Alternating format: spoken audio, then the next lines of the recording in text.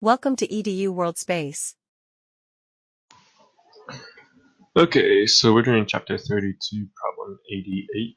So we're going to consider a ray of sunlight incident from air on a spherical raindrop. So that's what this is right here, coming in, hitting the sphere at an incident angle theta. So the ray then follows this path, bounces through once over here, and then refracts out, back at, with a total scattering angle, kind of hard to see, of phi. Okay, so show that phi, we want to show that phi equals 180 plus 2 theta minus 4 inverse sine of sine theta over n. Okay, so let's start by thinking about how this goes. We're obviously going to use Snell's law to describe the refraction when we enter in. So we know that the light wave ray reflects off the back surface of the droplet.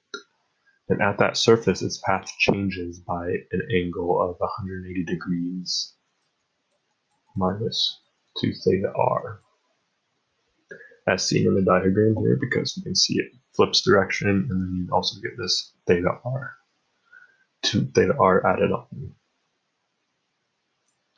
So if we add up these angles, we can get the total path change to find theta phi. So what we can do first is find what theta r is with Snell's law. So we know that n of air is 1, so sine theta equals n sine theta r.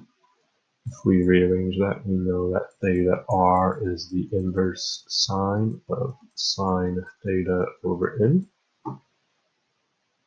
So now let's add up all these angles to figure out the total relative angle. So we know it's coming in, we add in a theta r.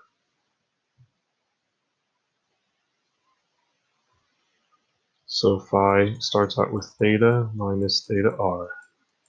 And then we add 180 minus 2 theta r, as we discussed before. And then we are going to again add another theta minus theta r, because that's for the last refraction.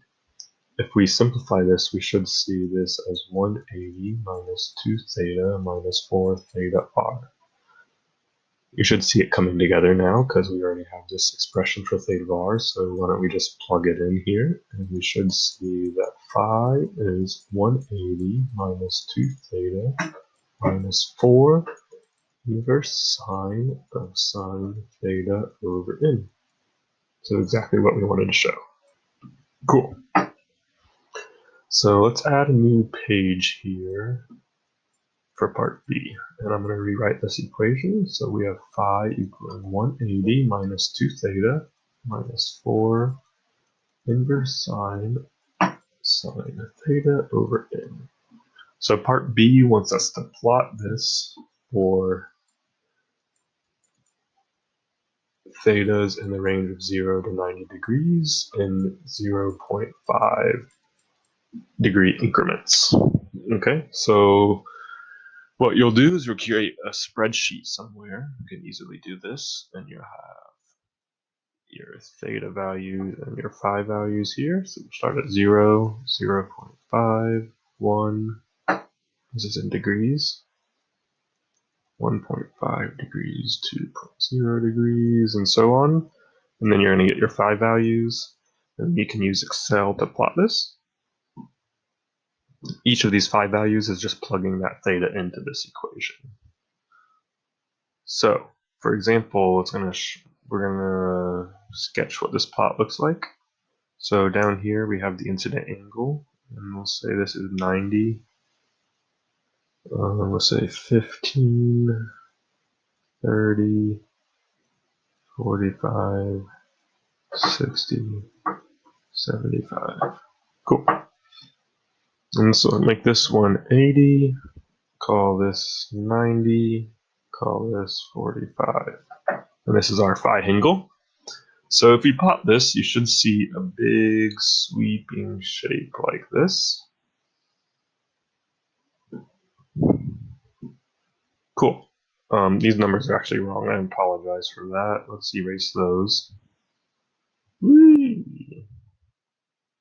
So the bottom of the dip down here the peak dip is about 55, and it is at a value of, so let's call this value right here about 138. So this is actually a slightly modified scale here, but you'll see that if you plot this in Excel. So now let's go to part C to see what it asks. So if you look at the spreadsheet, the incident angles that give scattering angles from 138 degrees to 140 degrees are approximately range from theta in 48.5 degrees to 54.5 degrees.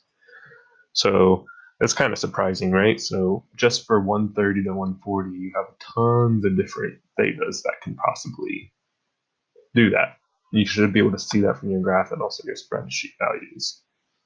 So it's just a really small subset of theta or phi's represent a very large amount of incident angles.